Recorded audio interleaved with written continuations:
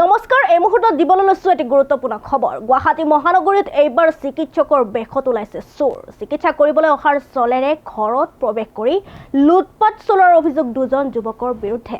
জালুকবাৰী অঞ্চলত সংঘটিত হৈছে চাঞ্চল্যকৰ ঘটনা। গুৱাহাটী মহানগৰীত এইবাৰ ওলাইছে চিকিৎসকৰ বেশত চোৰ। চিকিৎসা কৰিবলৈ অহাৰ চলেৰে ঘৰত প্ৰৱেশ কৰি লুটপাট চলোৱাৰ অভিযোগ দুজন যুৱকৰ বিৰুদ্ধে। জালুকবাৰী অঞ্চলত সংঘটিত হৈছে এই চাঞ্চল্যকৰ ঘটনা। অভিযোগ অনুসৰি চিকিৎসকৰ পৰিচয় দি ঘৰত উপস্থিত হৈছিল অভিযুক্ত দুজন যুৱক। চিকিৎসা কৰাৰ নামত এগৰাকী মহিলাক নিচাযুক্ত দ্ৰব্য খুৱাই অচেতন কৰি লুটিলে সোণৰ গহনা আৰু নগদ ধন। এগৰাকী মহিলাক চিকিৎসা কৰিবলৈ আহিছিল চোৰৰ দলটো। সুযোগ বুজি দুৰ্ভগীয়া মহিলাগৰাকীক নিচাযুক্ত দ্ৰব্য খুৱাই অচেতন কৰি লুটপাট কাৰ্য সংঘটিত কৰাৰ অভিযোগ। ঘটনাৰ পিছতে জালুকবাৰী আৰক্ষীয়ে আৰম্ভ কৰে তদন্ত।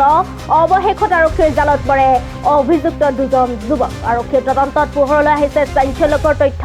চিকিৎসকৰ বেগ ধৰি কেনেদৰে পৰিকল্পিতভাৱে লুটপাট চলাইছিল দুজন যুৱকে, সেই সন্দৰ্ভত অভিযুক্ত দুজনক জেৰা অব্যাহত ৰাখিছে জালুকবাৰী আৰক্ষীয়ে। ইফালে এই ঘটনাৰ পিছত অঞ্চলটোত সৃষ্টি হৈছে আতংকময় পৰিৱেশ। আৰক্ষীয়ে সমগ্ৰ ঘটনাৰ অধিক তদন্ত চলাই থকাৰ লগতে এনে অচিনাকি লোকৰ পৰা সাৱধান হ'বলৈ আহ্বান জনাইছে।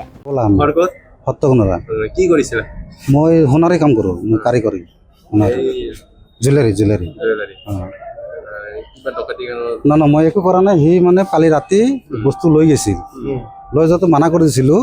ইমান কি ইমাৰ্জেঞ্চি দেখাইছি, মেডিকেলত মানুহ আছে নলবাৰীত বুলি, এনেকুৱা মালখিনি মোৰ তাত বিক্ৰী কৰিছে 50,000। আমাৰ বলোটোত 50,000। হেৰি পাইছিলোঁ আমিনগাঁও বজাৰৰ পাই, তাতে নিচা চিচা দিয়া নাছিলোঁ, পিঠাত কোনো নিচা নাছিল। চাহৰ লগত এটা টেবলেট দিয়া গৈছিল, সেই চাহটো খাইছে আৰু লগৰজনীক তেওঁ মাতিছে, সেইখিনি খাওঁতে হেৰি হৈছে, পিঠাত কোনো ভেজাল।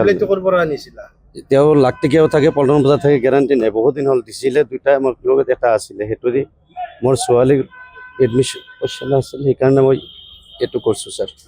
কি মানে কি বুলি পৰিচয় দিছিলি? সিহঁতক পৰিচয় এটা দিছিলি যে মই অমুক হয়, কি পৰিচয় দিছিলি? নাই এনেই বাইদেউ বুলি মাতিছিলোঁ। নাই ভাড়াত থকা নাই। কি কৰিব গৈছিলি সিহঁতৰ? নাই লগ কৰিব গৈছিলোঁ, লগ কৰিও সেই পিঠাখিনি লৈ গৈছোঁ। পিছত চাহ বনাইছোঁ, চাহত দিছোঁ। দিয়াৰ পিছত মানে খাই টোপনি মাৰিব ধৰিছে, তেতিয়াই মই কৈছোঁ বস্তুখিনি দি আছোঁ, এইখিনি বস্তু। তেওঁ আৰু সোণৰ চেন খুজিছিল, বোলে তুমি এইখিনি দিব পাৰিবা না মোক? দিব পাৰিম। বলতে লৈ যাওঁ, বোলে লৈ যা।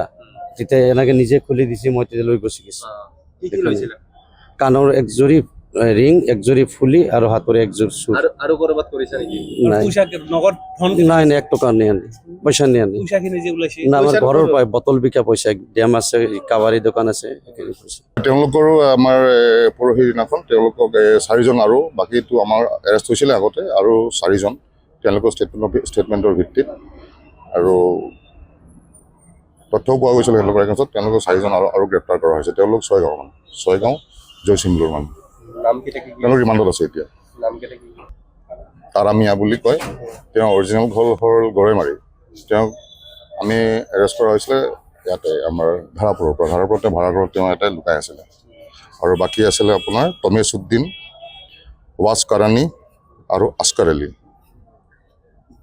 তমেশুদ্দিন কোৱাজন বৰপেটাৰ, ৱাছ কাৰানী কোৱাজন ছয়গাঁও জয়চিমলু, আৰু এজন আছে আস্কাৰ আলী। তেওঁ অৰিজিনেল ঘৰ বকো, কিন্তু ইয়াতে আমাৰ জালুকবাৰীতে তেওঁ ভাড়াঘৰ এটাত লুকাই আছিলে। সেইটো অলৰেডি মোক ৰুজু কৰা হৈছে।